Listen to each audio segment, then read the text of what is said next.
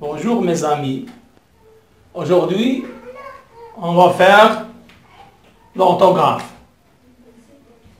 La leçon d'aujourd'hui, c'est les accents.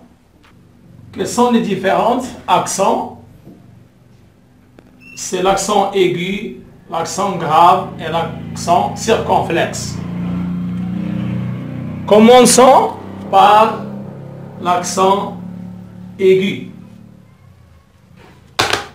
Ces accents-là qu'on vient de voir, l'accent aigu, l'accent grave et l'accent circonflexe, il y a beaucoup d'élèves qui trouvent une confusion entre ces différents accents.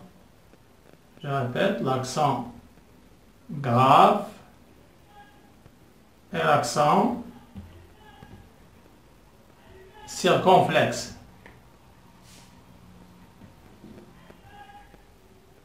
Comme j'ai dit, il y a beaucoup d'élèves qui trouvent une confusion entre ces différents accents, l'accent aigu, l'accent grave, l'accent circonflexe. Pour éclaircir cette confusion, on va faire différencier ces différents accents. À la fin de la leçon, on élimine cette différence qui est entre les accents. Commençons tout d'abord par l'accent aigu.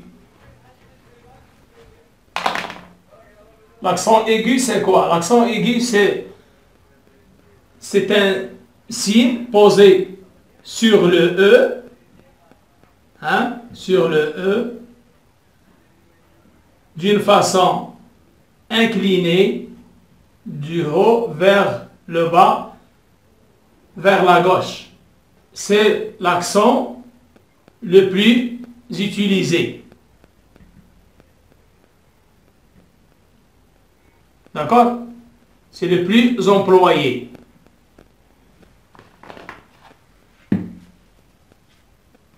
Donc cet accent-là, c'est l'accent aigu.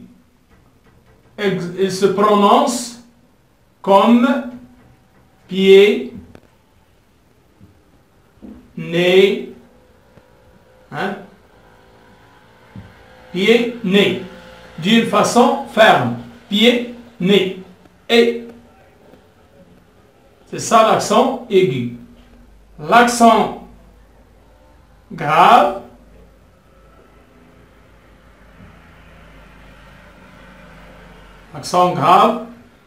c'est l'accent posé toujours sur le E, mais d'une autre façon, toujours, il a une forme inclinée, du haut vers le bas, mais cette fois-ci à droite. Regardez ici, l'accent comment il est posé sur le E, et l'accent aigu, comment il est posé sur le E. C'est l'accent grave, la dépose sur le E, c'est le contraire du celle de l'accent aigu. Mais cette fois-ci, il se note d'une façon, ou bien il se prononce par un son ouvert. Par exemple, ma mère. Ma mère. Regardez comment j'ai prononcé le mot ma mère. D'une façon ouverte. Mftouha. Son mftouh. Ma mère. Regardez. Et ma mère. Donc ça, c'est l'accent grave. Toujours dans l'accent grave, il est placé sur le A. Maintenant, placé sur le A. Il y a le A, verbe avoir, et A, préposition. Il ne faut pas confondre le A lorsqu'il indique le verbe avoir et A lorsqu'il indique préposition. A, il y a تدل على فعل avoir, والA c'est une préposition, c'est-à-dire إلى بغينا نقولوا باللغة العربية حرف جر تدل على حرف جر. Exemple, il a un cahier. Il a un cahier. Ici, le a, il présente le verbe avoir. Le verbe avoir conjugué au présent. On a déjà vu ce verbe. Il se conjugue comme suite. J'ai, tu as, il a. Il a un cartable. C'est un verbe de possession. Indahu diftar. Le possédeur c'est il. C'est un pronom sujet qui remplace Mounir ou bien Mohamed ou bien Ali. Ali a un cahier. Il a un cahier. Le a ici sans accent. Pourquoi? Parce qu'il représente le verbe avoir. Mais dans le deuxième exemple, le a, ici, il vient une préposition. Il vient une préposition. كما قلنا يمثل هنا حرف جر. ذهب إلى المسبح. إلى وإلى كنعرفوها في اللغة العربية حرف جر. Mais en français, le a change de sens d'une phrase à une autre. يتغير هذا الحرف جر من جملة إلى جملة أخرى مغايرة للأولى. حسب يتبدل معناها حسب الجملة. Il change de sens suivant la phrase écrite. D'accord? انظروا هنا le deuxième exemple, il est à l'intérieur de la classe. A, c'est une préposition marquée par l'accent grave, toujours. Mais cette fois-ci, il change de sens. La phrase change de sens. Il est à l'intérieur de la classe. Par rapport à la première, il va à la piscine. Maintenant, il est à l'intérieur de la classe. هنا قلنا تدل على حرف جر اللي هو إلى. Ici, dans la deuxième phrase, il est à l'intérieur de la classe. هنا تدل بمعنى آخر إنه بالداخل. بالداخل. بالداخل. إنه بداخل القسم. هنا تدل على حرف باء. وباء نعلم بأن في اللغة العربية كذلك هو حرف جر. Donc, il est à l'intérieur de la classe. Est-ce que vous avez regardé comment le A se place avec un accent grave, mais il a un sens différent? Une autre phrase, là où il se situe, il prend une autre forme et il a un autre sens. Toujours sur l'accent grave, cette fois-ci avec le mot ça, qui veut dire cela, et ça avec accent grave, qui veut dire adverbe. Sa classe grammaticale ici, ça, c'est un adjectif démonstratif, qui est اسم الإشارة, ça, cela, et ça avec accent, sa classe grammaticale ici, c'est un adverbe. Exemple, à ça, avec accent grave. Cet appareil, ça marche bien, sans accent, il indique qu'on démontre quelque chose. Sans A, il veut dire cela. L'ishar, ça marche bien. Cet appareil, ça marche bien.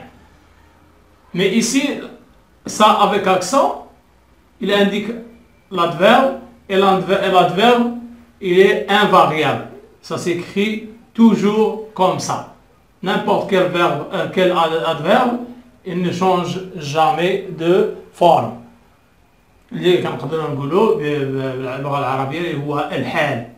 On va voir cette leçon d'adverbe dans les leçons prochaines, Inch'Allah.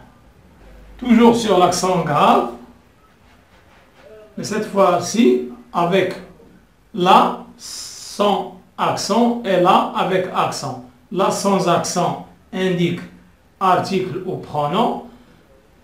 Et là, avec accent, indique sa classe grammaticale, il est adverbe ici. Là, article au pronom, article lorsqu'il est placé avant le nom. Exemple, ça, elle a poussé la menthe. Vous voyez, ici, il est placé devant le nom, la menthe. Là, il représente l'adverbe. L'adverbe, comme on a dit, on va le voir après, il complète le sens de la phrase. Il complète le sens du verbe ou bien le sens de la phrase.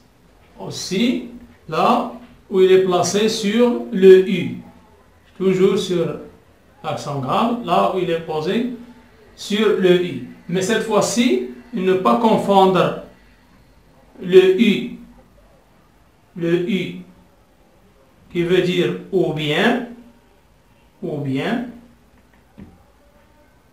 et le U avec l'accent grave qui indique le lieu.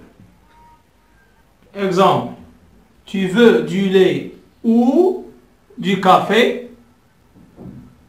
J'irai où vous voudrez. Regardez où sans accent.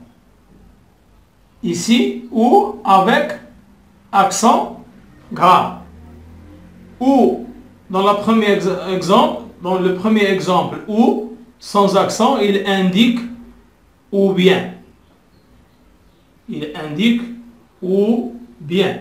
C'est-à-dire le choix. Tu veux du lait ou du café? هل تريد حليب أم القهوة أو القهوة أو تدل على الاختيار ou il indique ici le choix ou ici ou bien sans accent il indique le choix الاختيار le choix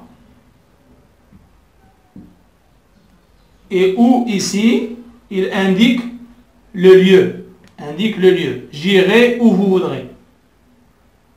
سأذهب إلى أردتم. أين أردتم؟ المكان أو للمكان الذي أردتموه. تدل ici où il indique le lieu. المكان تدل على المكان إلى أين سوف يذهب. C'est ça la différence entre où sans accent et ou avec accent grave. Est-ce que vous avez compris? On continue. D'accord. La troisième sorte des accents, c'est l'accent circonflexe. L'accent circonflexe, il se pose comme une forme de chapeau. Une forme de chapeau. Il se place surtout sur toutes les voyelles sauf le Y. Il se pose sur toutes les voyelles sauf le Y. Parce que Y fait partie des voyelles. On connaît les lettres alphabétiques, elles se composent des voyelles et des consonnes. Il y a 20 consonnes et 6 lettres voyelles qui sont placées sur le tableau devant vous. Il y a le A, le E, le I, le U et le Y. Mais l'accent circonflexe ne se pose pas sur le Y. C'est-à-dire, l'accent circonflexe, il coiffe tous les voyelles, sauf le Y. D'accord? Par exemple, A, noirâtre. Regardez l'accent circonflexe. Il est sur le A ici. Ici, il est sur le E, sur le mot tête. Ici, il est sur le I. Gîte. O, il est sur le O, sur le mot pôle. Le coton. Ici, il est sur le U, avec le mot ou. avec le mot O. D'accord? Goûter. Hein, I de E. I qui va avec le A. Et se prononce E. Comme connaître. Hein? Il y a le chapeau sur le I ici aussi. D'accord? Donc, l'accent circonflexe, il a une forme d'un chapeau, il se place toujours sur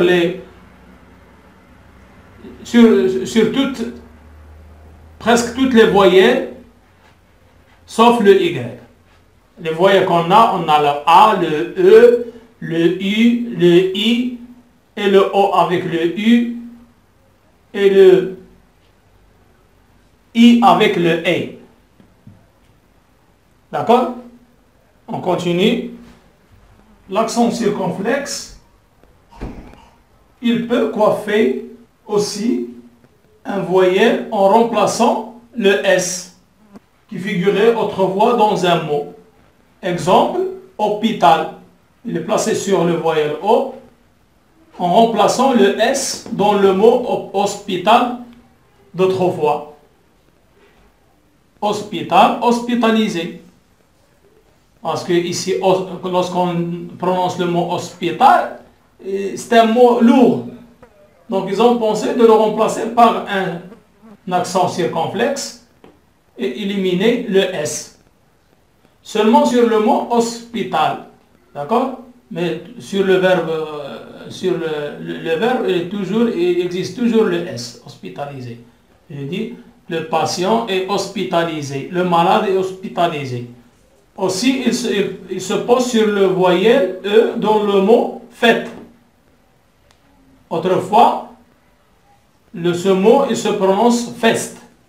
Hein? Donc, ils ont remplacé le S ici aussi avec un chapeau sur le voyelle E. Comme il peut également marquer une prolongation, l'accent circonflexe peut également marquer une prononciation allongée. Hôpital. Je entre dans un hôpital. Hein? Une fête. Comme on a déjà vu avant sur le mot ou bien sur l'accent grave. Hein? Il a un son ouvert. J'espère que vous avez bien compris. On va passer à un autre exercice pour bien comprendre notre leçon d'aujourd'hui. On va faire cet exercice ensemble afin de vous aider de faire d'autres vous-même. Et chacun seul. Donc, on va choisir les accents aigus et les accents graves et les accents circonflexes de cette liste qui est écrit sur le tableau, en classant chaque sorte dans sa case. غادي نديرو هذا التمرين مجموعين باش نوضحوا اكثر الدرس ولتتمرنوا انتم ايضا فيما بعد في تمارين اخرى كل على حده. Classer les mots accentués. Qu'est-ce qu'il nous demande de ce exercice? On va classer les accents aigus, les accents graves et les accents circonflexes dans ce tableau-là. Voilà la liste des mots. C'est un mystère. Il connaît la forêt, le cinéma, ou, élever, arrêter, le père, écrire. Ce sont les mots à classer dans chaque catégorie des accents de notre leçon d'aujourd'hui. Où on va mettre ce groupe de mots qui indique c'est un mystère.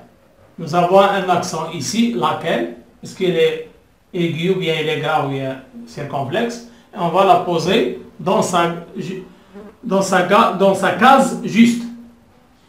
S'il est aigu, on va le placer dans la case des accents aigus. S'il est grave, c'est un accent grave, on va la poser sur le tableau ou bien la partie accent grave. S'il est circonflexe, on va la poser sur le côté circonflexe. Réfléchissez un peu avant de répondre. On commence par le mot, c'est mystère. Où on va le placer? Est-ce que ici, ou bien dans la deuxième case, ou bien dans la troisième case? Bien sûr que c'est dans la deuxième case. Pourquoi? Parce que c'est un accent grave. Très bien. On peut prolonger ce mot. On dit bien, c'est un mystère. Il se prononce avec un son ouvert. C'est un mystère. Donc, il a l'accent grave sur le E, il faut le placer au-dessous des accents graves. Le mot, il connaît, on va le placer, est-ce que dans la case accent aigu, ou bien grave, ou bien circonflexe? Je vous laisse un peu de temps pour bien réfléchir et répondre. Je vais le mettre dans la case des accents circonflexes. Il connaît. Parce que le I porte un chapeau, c'est-à-dire un accent circonflexe. D'accord? Passe pour le troisième mot. La forêt. Bien sûr, c'est clair. De le placer toujours sur la case des accents circonflexes. La forêt. Les choses commencent à s'éclaircir. N'est-ce pas? Passons à un autre mot. Le cinéma. Vous pensez l'accent qui est mis sur le E. Toujours, il faut penser de quelle direction il se pose et de quel côté. Est-ce que vers la gauche ou bien vers la droite, si vous vous rappelez. Du E qui mène un accent. On va le placer maintenant. C'est dans la case grave? Non. Il faut le placer sur la case des accents aigus. Le cinéma. Vous entendez? Le cinéma. Il n'y a pas de prolongement du son. Il a un son fermé. Le cinéma. Le E, un son fermé. Le cinéma. Le cinéma. Le OU, on va le placer. Il indique, si vous vous rappelez, il indique le lieu ou bien le choix. Il indique, très bien, il indique le choix ou bien l'endroit. Sans accent, il indique le choix, et avec accent, il indique le lieu ou bien l'endroit.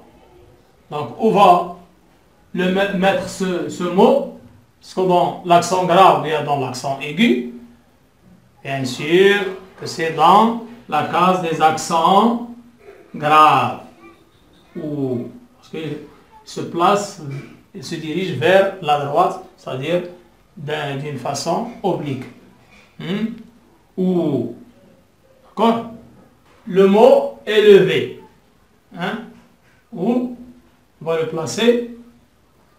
C'est dans l'accent aigu. Très bien. Le mot arrêté, ça saute aux yeux, le chapeau. Donc, c'est dans la case des accents circonflexes. Le mot arrêté. Le père. Vous entendez le son? Le père. Très bien. Dans la case des accents graves. Le père. Écrire. Vous avez bien compris? Très bien. Écrire. C'est dans la case des accents aigus. Il a un son ferme. Écrire. D'accord? Donc, j'espère que vous avez bien compris la leçon. Donc, on va passer à une autre la prochaine fois, Inch'Allah. Et au revoir.